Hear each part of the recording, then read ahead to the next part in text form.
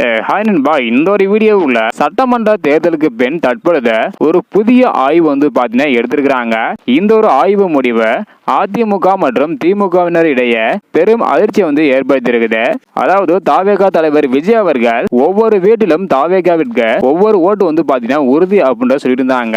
இது குறித்தும் அது மட்டும் இல்லாம ஒட்டுமொத்தமாக தாவேகாவிற்கு தமிழகத்துல எவ்வளவு ஆதரவு இருக்கு அப்படின்றதையும் ஒவ்வொரு வீட்டிலும் எவ்வளவு ஆதரவு இருக்கு அப்படின்றதையும் ஒரு ஆய்வு பண்ணிருக்கிறாங்க. இந்த ஆய்வு முடிவுல யாரும் எதிர்பாராத ஒரு மாற்றம் ஏற்பட்டிருக்குது.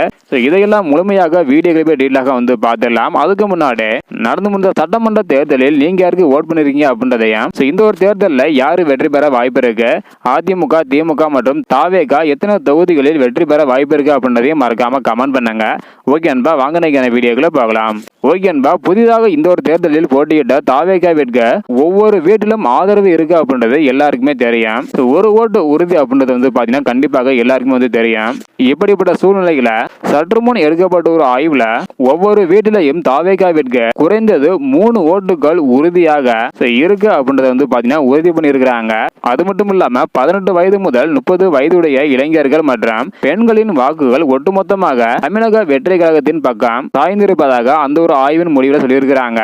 இந்த ஒரு தேர்தல் முடிவு எப்படி இருக்க போகுது அப்படின்றது தெரியல. கண்டிப்பாக தொங்கு சட்டசபை தேர்தல் நடைபெறும் அப்படின்றதுல எந்த ஒரு கிடையாது.